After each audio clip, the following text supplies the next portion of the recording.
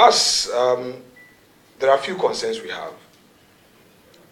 One, it is our view that when it comes to legislative activities, the NDC majority's legislative agenda has basically focused on doing some policies and rolling out new social intervention programs that we believe that if they continue old policies of the MPP administration in the spirit of continuity in governance, it will help our country. We've seen 33 bills that were fast-tracked under certificate of urgency, a procedure usually reserved for emergencies. We've not been happy about it. I hope that I will get the majority leader's assurance to allow for more engagement. So that is one major concern we have, and we pray that that will be addressed. Then, very controversial omissions. The anti-LGBT bill, despite bipartisan public support and NDC's campaign stance, it was not brought to a final vote in 2025. The majority claims that they are ensuring the bill is properly handled, but this remains a potential flashpoint. So we ask ourselves, but they were okay with the bill and they pushed. Now you say consultation.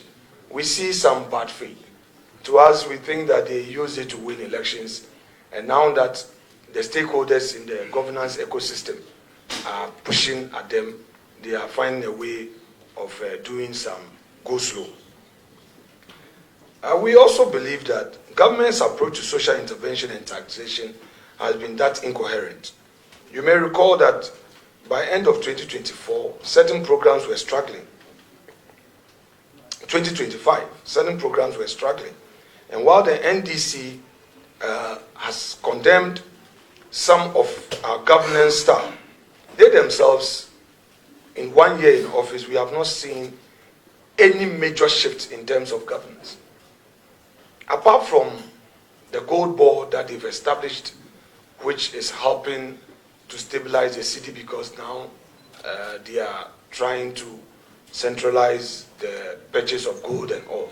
Other sectors, agriculture, there hasn't been any major investment. Look at their budget 2026. And then also, if you look at their own flagship program, the 24-hour economy, they say 1 job, 3 shifts. We've not seen much in that area. So we pray that we'll see a comprehensive policy direction that would lead to real-time economic growth, where jobs will be created. So far, we don't think we've seen that. Rather, we've seen more and more of the youth who have lost their jobs as a result of the Chief of Staff's directive to the various ministries and agencies. They said they were going to deal with those who were recruited after the 2024 election. But what we saw was that people were even recruited as far back as 2017 were all sacked. And our motion to get the matter investigated by Parliament is still hanging in the balance. We pray that we're able to get Mr. Speaker's audience to fully hear us so that a body is set up to look into that matter. Cost of living and inflation. Yes, we've been told that inflation has dropped sharply. But many families are still not feeling that real relief, because if you take electricity tariffs, government so far has increased electricity tariffs up to 27%. It is huge cost to the ordinary Ghanaian. And whereas they took away the e-levy, they introduced the Dumsor levy, meaning that every liter of petrol you buy, you pay 1 Ghana cedi. So more Ghanaians are being burdened more than the e-levy that they came to repeal. So again, there isn't much relief. Ghanaians are being burdened the more. I've spoken about the unemployment situation, but let me give you the real numbers. The report is that we have some 34.4 youth unemployment rate, and this is very unacceptable. The question is, where are the jobs, given all the promises? While the NDC was quick to roll out programs on paper, we hear a Jumawura National Apprenticeship Program Well, they are paper promises, but in reality, what are the tangible outcomes? Even if any existed, they are scanty. And this is their year 2. The honeymoon is over. They have cancelled the 1D1F.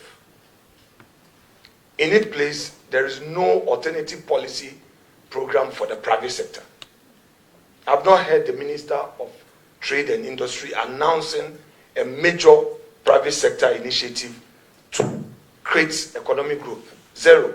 Yet they have cancelled the 1D1F. They promised public sector reforms, but so far the minister responsible for public sector reform cannot be found. We've not seen any major announcement, even in the budget, as if that ministry is non-existent. So in terms of public sector reforms, we are yet to see any serious intervention. We hold a view that in this meeting, the majority should be more accommodating.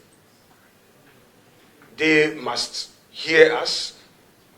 They must allow the minority to do more advocacy. We expect Speaker to be admitting more and more of our motions. Last year, we went through a lot of frustrations. You file a motion, decline. And sometimes it comes at a late hour, 11th hour. A typical example was the motion we filed on the CJ nomination. We filed it on time, and we wanted to advocate our issues on the House floor over 2 weeks. It was midnight of the Friday preceding the Monday where we were going to do the vetting that the clerk communicated that our motion has been rejected. I mean, that was quite frustrating. And you know, when we tried to deal with our issue at the vetting, the majority leader decided to use a tactics of point of order to keep us struggling. But it's all part of politics. He has a strategy. We must also have our strategy. But we think that the essence of this parliamentary politics is to give every party, stakeholder, the opportunity. So we look forward to much more engagement on that front. To conclude, I would say that the minority has not been obstructive. We've been largely cooperative. If you look at last year, the ministerial nominees, only 2 or 3 were voted on. But almost all of them, we took them by consensus. And in fact, we approved them on record time because we took a view that we don't have to allow the ministry for civil servants to operate. Government needed to have the ministers to take responsibility. So we set a record time approval for them, which has never happened in our Fourth Republic. Again, if you look at most of the bills that came through regular channels, we cooperated with them through winnowing, through amendment on the floor to take them by consensus. Government programs that came, we raised our critical issues, but we were not obstructive. We understand the fact that governance must have a seamless, space. But at the same time, we must not yield to our duty to scrutinize. I have been a majority leader before, and I know how difficult it is to run government business on the House floor. So I'll be the last person to deliberately frustrate government business. That notwithstanding, I have a duty also to democracy to hold the government to account. And that has been our work. It's not everybody will be happy with us, but we leave our records for history to judge. Thank you very much indeed. Please subscribe, like, and share.